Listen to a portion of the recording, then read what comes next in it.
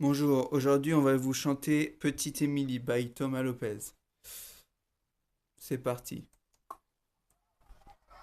Une cour de récréation comme les autres, avec ses disputes et ses petites bagarres qui cachent parfois des dangers plus sournois.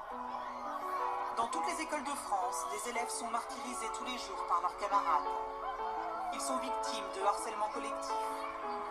Un enfant sur 10 est concerné par le harcèlement dans la cour de son établissement scolaire en France. Un rapport qui fait état d'une augmentation inquiétante du nombre de cas de violence à l'école.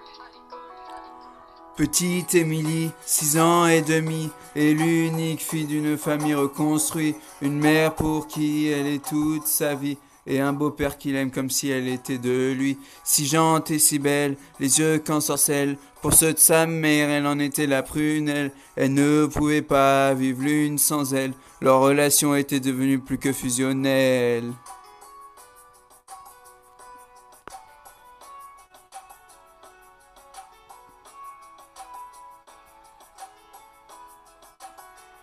Petite Émilie a 8 ans passés, rien n'a changé sauf qu'elle a déménagé, fini la campagne isolée. Elle vit maintenant en ville car sa maman fut mutée. Une nouvelle école, de nouveaux amis. Elle ne mit pas longtemps à s'adapter à cette vie. Du haut de ses 8 ans, on peut dire qu'elle est ravie, car tout va pour le mieux pour petite Émilie.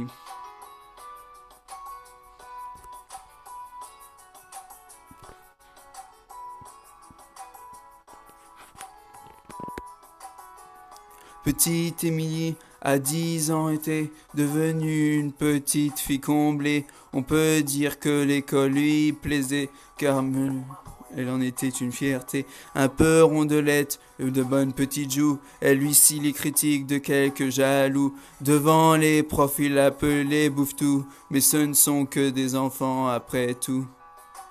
Depuis quelque temps, une nouvelle forme de violence se développe sur les réseaux sociaux. Prennent différentes formes, elles peuvent prendre la forme de châtiment corporel, mais elles peuvent aussi prendre une forme plus insidieuse qui est tout ce qui est la violence psychologique. Petite Émilie, à 12 ans maintenant, adolescente renfermée en grande dame de maman, fini les jolis visages souriants, c'est une petite fille maussade qu'elle est devenue à présent.